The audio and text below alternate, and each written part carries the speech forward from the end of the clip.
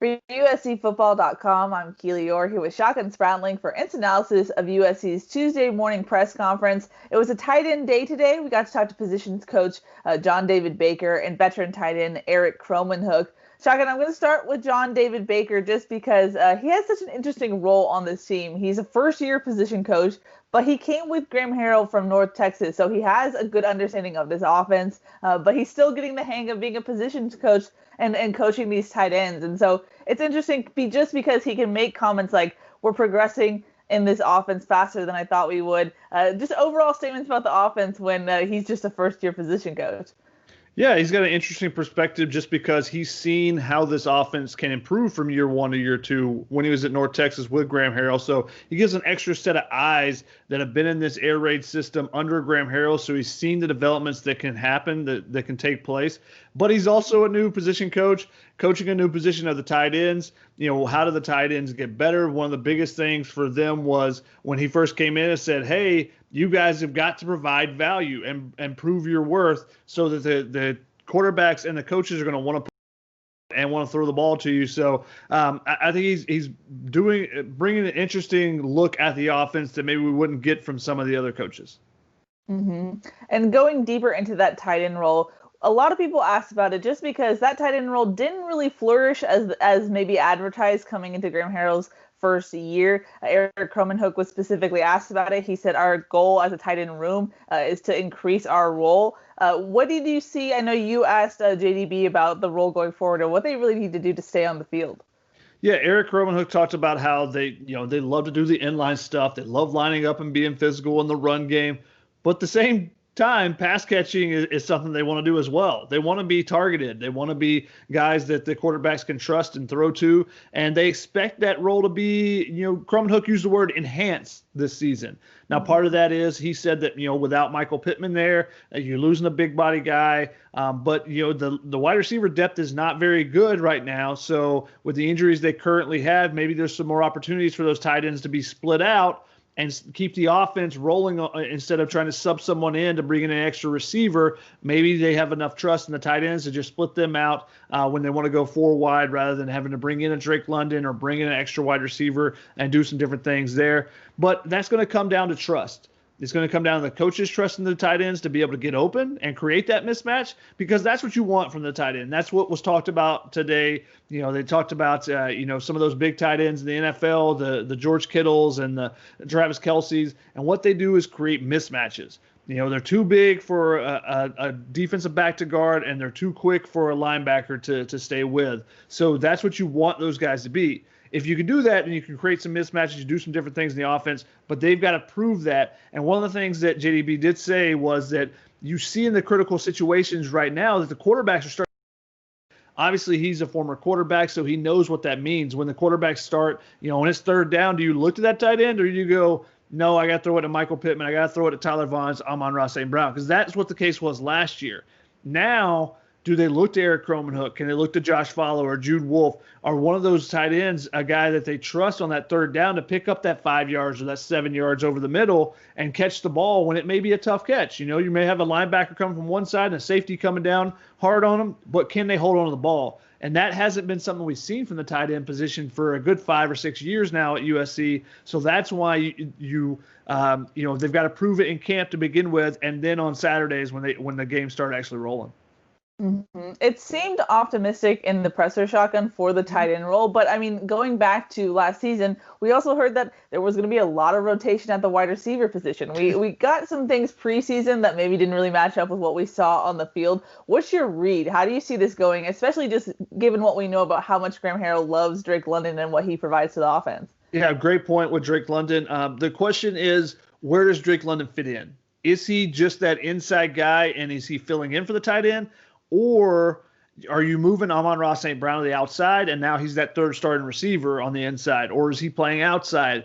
I think how much Brew McCoy develops may play a little bit into Drake London's role, but how they use Drake London could tell you a lot about the tight ends as well. If he's coming in addition to Brew McCoy and, Amon-Ra St. Brown and Tyler Vaughns, then it's a lot different than if he's the third guy already out there. I think the one thing that JDB said, he said, and he made it clear that, they're going to have to do it on Saturdays too. He said up to this point in camp, our guys have made those plays in critical situations, and the quarterbacks have looked to them, a little bit more and more. Obviously, we can't see practice. We say this every instant analysis. We want to point out we can't see practice, so we have to take what they say. We take it with a grain of salt in some extent, in some situations. But I think him saying that tells you that they're making some plays, and some of the highlights we've seen, JuJu Wolf in particular, going up and making some contested catches. He had a great juggled catch in the back of the end zone that was tipped away from him. It shows you the type of playmaking he can make. Can Erik Krommenhoek do that in front of him? He's got a big body. He's a guy. He's pretty consistent with his hands. Hasn't had a ton of drops or anything in his career, but he just hasn't been open a lot to get those targets, those contested targets. The quarterbacks haven't necessarily looked his way. Will they this year? That's the big question. And then where does Josh Follow fit in? Does he fit in? Yeah, you took my next question for you, Shotgun, because it was really interesting hearing JDB talk about his tight end room, the options he has, and Josh Follow's name just was not mentioned. And so you wonder, okay, does this mean he's in the portal? Is he really is he not impressing JDB? And you got to ask specifically, what is his status? Yeah, I asked about Josh Follow. We hear a lot about JuJu Wolf, and we see the big plays he's making. And obviously, he's a guy they're excited about that position going forward. But that's the same way they talked about Josh Follow when he came in during his freshman year. Oh, he's a different guy. He's a guy that you can put outside and be a mismatch guy. And the question was, could he block enough to play at that tight end spot? But he hasn't been mentioned at all by JDB until I asked the question. And he said, that he had missed some time in the offseason as far as working out, and he was slowly working his way back in. We'll see if he's slowly working his way back in through 6 games, or if it's, by week 1, he's ready to go and they want to use him as a part of this. The way that it was talked about made it seem like, he's not a guy that's he's a guy that's sliding down the depth chart rather than rising up it. So he's been behind Erik Krommenhoek the last 2 years. You thought maybe this was the year that he would kind of take off in this offense the second year. But right now it sounds like he's sliding down rather than moving up. Yeah, which means obviously an increased role for JuJu Wolf. And like you mentioned earlier, he was a guy who got talked about a lot in this press conference. He kind of represents the future of USC's tight end room. And Erik Krommenhoek kind of alluded to that and said that he's really matured over the course of the 12 months he's been a Trojan. What did you take away just about from their optimism in regards to JuJu Wolf? I mean, we've talked about JuJu Wolf. Obviously Chris Trevino and I have seen him play a number of times at Bosco. And Chris you guys did a great inside look behind the scenes with him working out. He was a guy that as a junior, coaches were saying, hey, you need to be an offensive tackle. You need an offensive tackle. And he transformed his body, put in the work. And that's something is he's taking that next step in his game. When he puts his mind to something and puts in the work, you see the results. And it seems like that's been the case from last year to this year. And one of the things that JDB said is he's extremely coachable. He can tell him something in a meeting before practice, and 30 minutes later, he's seeing the results on the field. So if you can do that with the talent he already has, then you have a big upside. And I think that's what the coaches are seeing in him, and that's the excitement level there, is because you're seeing a guy who's talented, but also takes the coaching and has been more consistent this fall was the big word that JDB used about him. Erik Krommenhoek was, very complimentary as well. He said he's incredibly talented. He makes some great plays, loves to play, loves to hit, and just the maturity level is there after a redshirt season last year. Mm-hmm. The final thing that was notable, at least on the field news for this presser, was just learning more about Erik Krommenhoek. I think he's been mentioned in different press conferences as a guy who stood out as a leader. And so that was interesting just because he's a quiet guy. So we were able to kind of dig into that a little bit deeper. And Erik, for his part, said, it's because I'm a quiet guy that because when I do speak, people listen. And JDB backed him up and said he's put in enough work and he's always there putting in 100% effort so that when he does speak, guys really listen and also can't call him out and say, oh, you're not doing things on the field to back this up. So there's a lot of praise for Krommenhoek and just his work ethic and how much his time at USC has kind of come to a head at his senior year. Yeah, definitely. And, John David Baker said that he's a guy that comes to work every day. And he exemplifies our core values as a team. So if you do that, that's how you gain the respect of your teammates. So then when you do say something, when you do speak up, people were like, whoa, wait, Erik's saying something. We better listen. He doesn't speak very often, but we know he's a guy that goes to work every day. He doesn't, he doesn't mess around in the weight room. He doesn't take, cut corners or anything.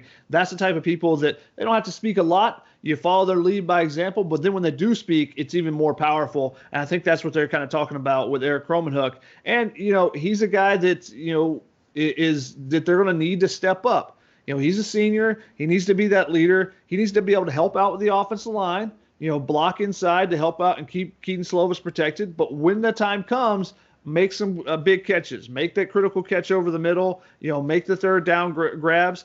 And that's what they expect this season. That their role is going to increase and potentially be split out even more this season with, the fact that there's that limited depth at wide receiver. And, Graham Harrell, he touched on it. He mentioned it about tempo. There's the possibility where they increase the tempo on this offense, and then you don't want to sub out players so that you can, so the defense can change some personnel. You want to just keep pushing, putting your foot on the gas. If that's the case, the tight ends need to play a big part in being able to split out and do those different things, be in the backfield, because they're one of the more versatile pieces in this offense, the way they line up as a B backer in the backfield on the end of the line or split out. If you can keep them in there, you can do a lot of different things and put a lot of pressure on the defense. Yeah, it's good points by you, Shotgun. And then the last thing from the press conference that I thought was kind of funny was just getting to know JDB better.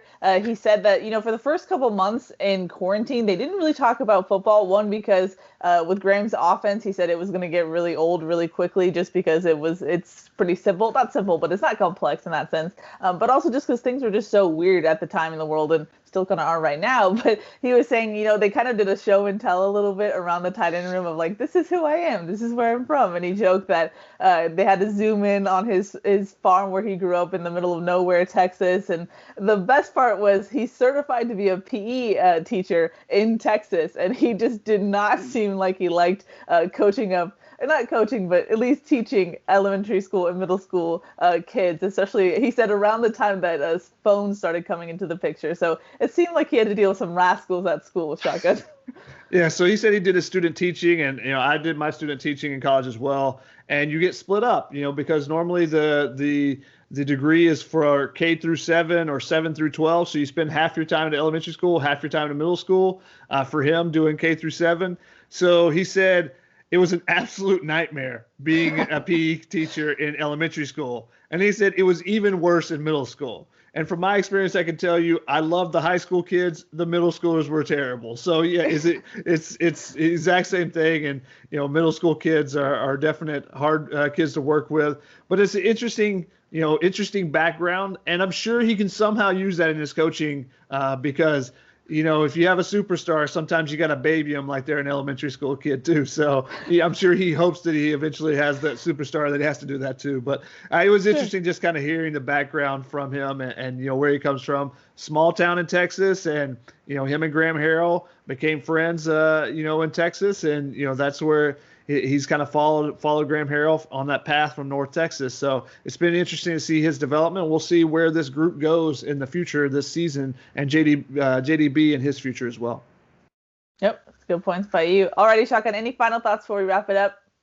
The one thing I thought that was interesting, that Erik Krommenhoek said, is that he trained with Austin Hooper, Devontae Adams this summer, all NorCal guys like he is. So, he learned what was important. He heard from Austin Hooper and said he learned what was important to Hooper as an NFL tight end, the former Stanford Cardinal, and what the coaches want in the NFL, and being able to exploit those mismatches in the matchups in the NFL. So we'll see if that's something he tries to add to his game in some way as well. Yeah, that'll be interesting to all of the tight ends and how they're used this season. That's going to wrap it up for Shotgun Spratling and for USC's Tuesday press conference. For Shotgun Spratling, I'm Keely Eure. For more, check out uscfootball.com.